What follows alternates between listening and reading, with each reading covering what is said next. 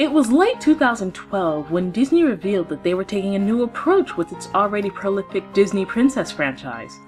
Thus, they introduced the model for Sofia the First, who they claimed would be their first Hispanic princess, rounding out the multicultural quota that people seem to think that Disney is striving to conceive. However, little Sofia actually caused some controversy when her official design made its debut. Was it because she wouldn't be getting a cinematic debut like the other princesses?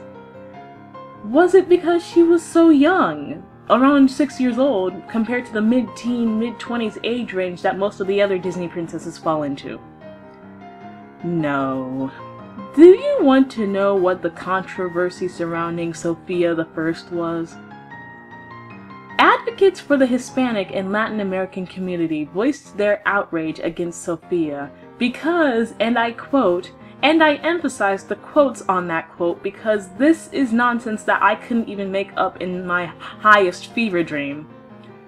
Because she isn't Hispanic enough to be Disney's first Hispanic princess. You have got to be shitting me. Not Hispanic enough? The way that these people were arguing, they make it sound like they want her to be an offensive caricature of Hispanic culture. Would that make them happy? No, because they would end up complaining even more. Okay, so what's the actual argument here once we dig through all the muck in the mire? People are saying that Sofia's fair skin tone, auburn hair, and blue eyes aren't genetically possible for Hispanic girls to achieve, so it's unfair for Sofia to have them. I just have to ask, where have these people been living? Because I've been stuck in Southern California for most of my life and I see Hispanic and Latina children who have these traits at birth.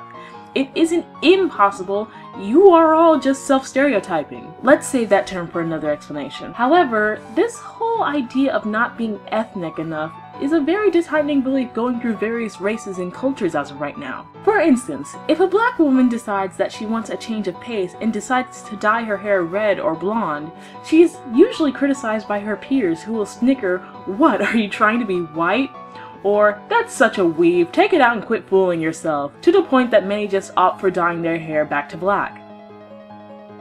It's a point of contention with the older generations and the younger generations of various Asian countries as well. Since tanning and lighter hair colors are trending, many older individuals say that those who participate in these trends are portraying their culture, that the ideal Asian image is being corrupted by those who aren't being Asian enough. Self-centered racism, it can also go by another term that I can call racism in the herd.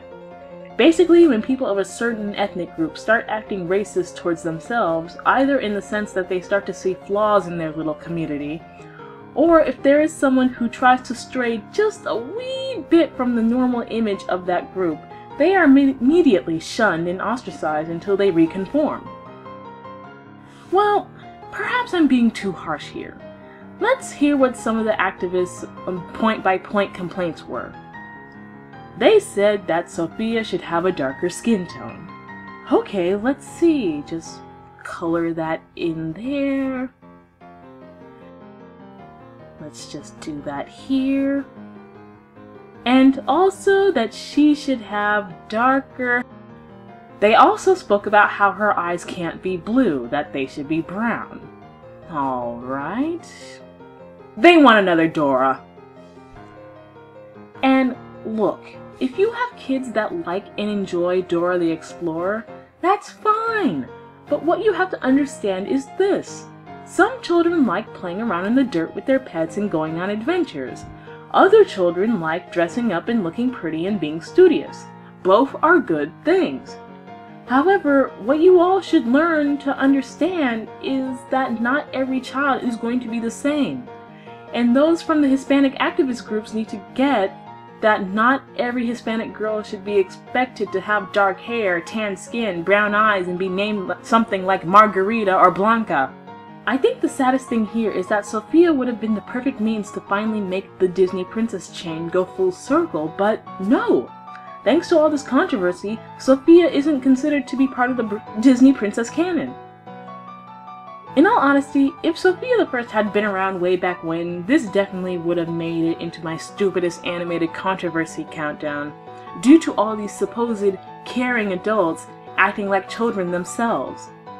But hey, it's just a thought.